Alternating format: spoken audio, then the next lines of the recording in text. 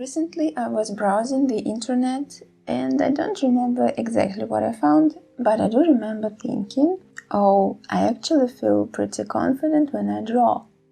I stopped and started reflecting further. What sort of things happened which gave me more confidence and when did they happen? I wonder where the insecurity came from at all, and if I consider only the years I drew as an adult, what happened in those 6 years? I'm Daria, and welcome to the second episode of the Art Podcast, where I draw something nice and talk about something.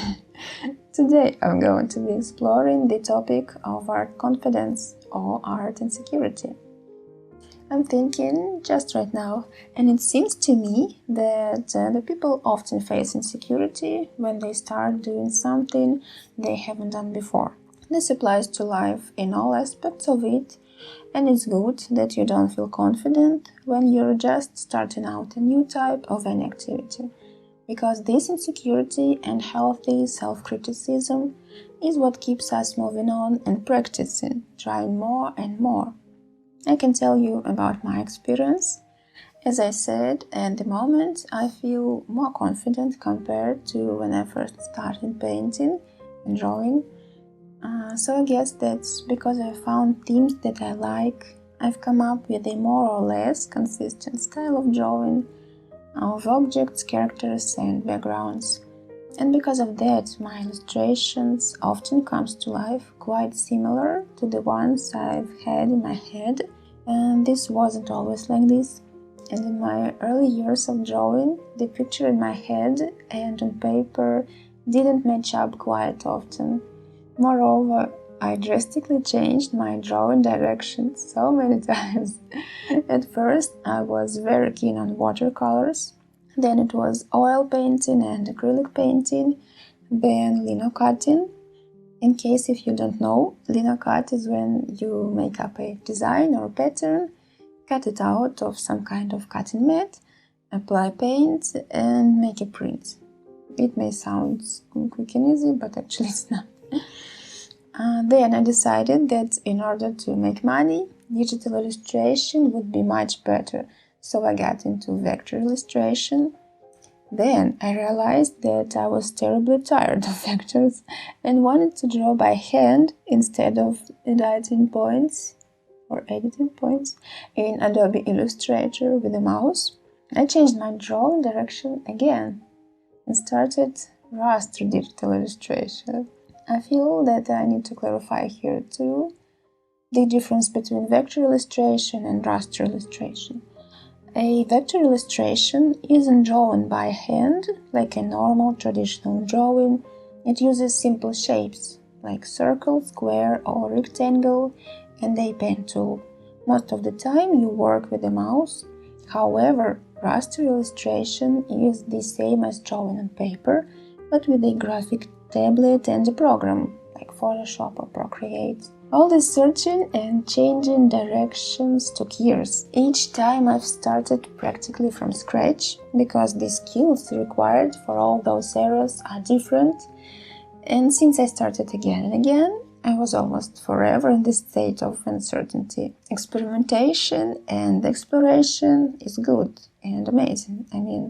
Creativity is valuable because we can try something new and observe what will turn out. But such drastic changes of my directions didn't make me confident either. Now I've been working in raster digital illustration steadily for 3 years. I've built up the necessary basic skills and I can gradually develop further. I know what I'm good at and know what kind of work I can and I want to do. And this way I can get paid for my illustrations, which also increases my art confidence. And there are also 2 things that have helped me before and still do, so I want to discuss them also. The first and the most important thing is comparing, and by this I mean thoughts like, oh, this artist doing it way better, oh, those artists have such a big following, this artist sells tons of art prints and I'm not, and so on. You can get me? I'm pretty sure that you can get me. In my opinion, comparing yourself to other artists is like digging a hole while standing in it. The more you dig, the deeper you will get into that pit of despair. Why do I think so? Each person has a different starting point and has put a different amount of time and effort into their craft.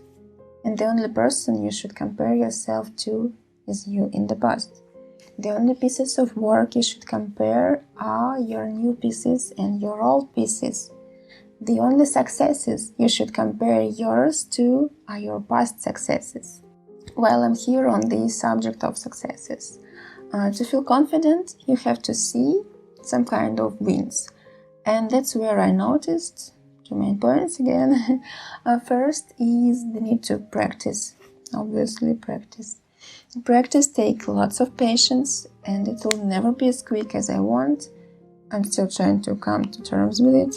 And the second thing is the need to divide your big goal to small and achievable goals.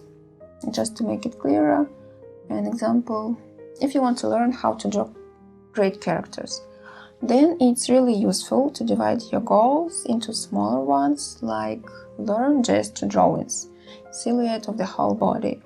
Then move on to specific body parts like head, torso, arms, legs, hands, feet, and so on.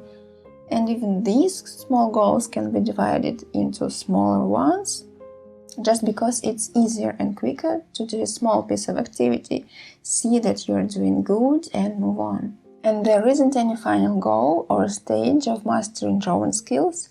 It's all about learning and improving all the time.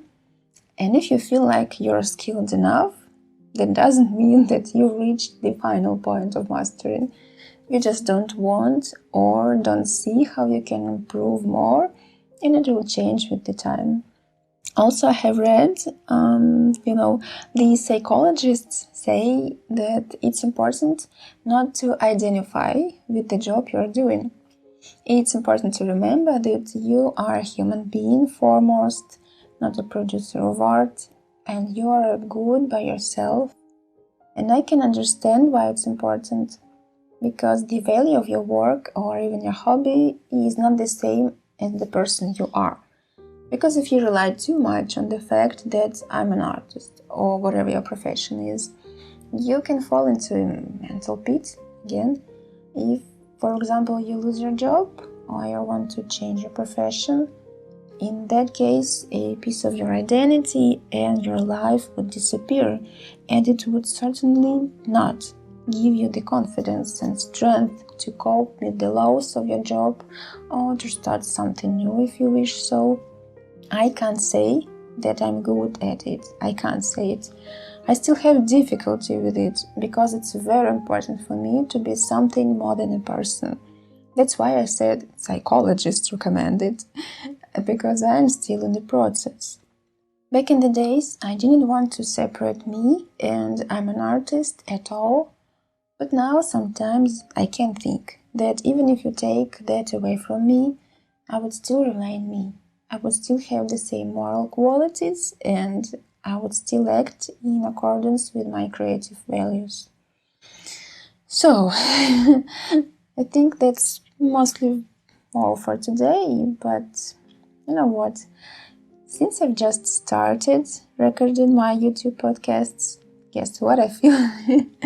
I feel insecure because I don't know if I will want to do this or if I will want to do something different.